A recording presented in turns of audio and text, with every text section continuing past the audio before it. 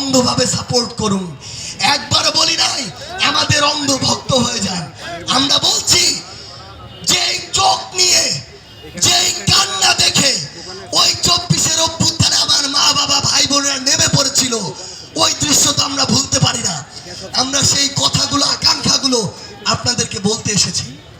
আপনাদের কাছে অনুরোধ, আপনার প্রত্যেকটা থানা, প্রত্যেকটা অফিস, যে কোনো জায়গায় যে কোনো কালপ্রিট যদি দেখেন, সোশ্যাল মিডিয়ায় এই তরুণ প্রজন্ম তাদের মুখোশ উন্মোচন করার দায়িত্ব নিয়ে নেন।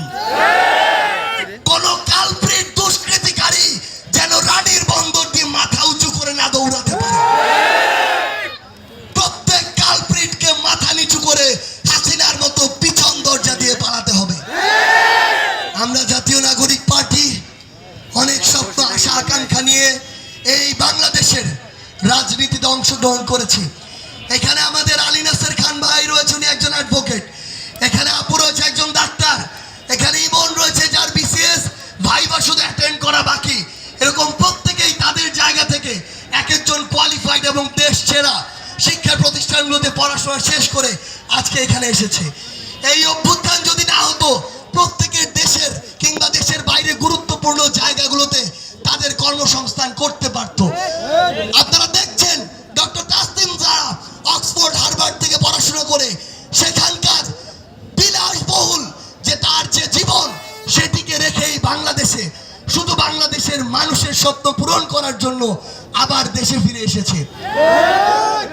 আপনারা এই তরুণ প্রজন্মকে সরাসরি সমর্থন দিতে পারেন আর না পারেন, দয়া করে আমাদের সামনে ওই দুষ্কৃতিকারীদেরকে সমর্থন দিয়েন না। দয়া করে ওই চাঁদাবাজদের আর সমর্থন দিয়েন না। দয়া করে ওই ক্ষমতার অপব্যবহারকারীদের আর সমর্থন দিয়েন না। আপনাদের কাছে একটাই আহ্বান, আমি আপনাদের কাছে একটা প্রতিজ্ঞা চাই। আমরা কি সবাই হাত উঁচু করতে পারি একটু?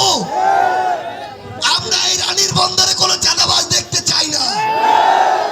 আমরা কোনো দখলদার দেখতে চাই না। আমরা কোনো সিন্ডিকেটকারী দেখতে চাই না। আমরা ক্ষমতার অপব্যবহারকারী দেখতে চাই না। আমরা রানীর বন্দরে কোনো মামলা ব্যবসায়ী দেখতে চাই না।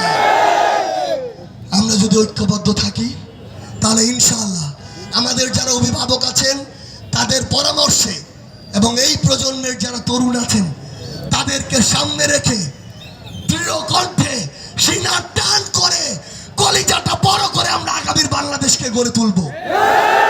সে পর্যন্ত সবাই সংগ্রামের সাথে থাকবেন, ন্যায়ের সাথে থাকবেন, সত্যের সাথে থাকবেন।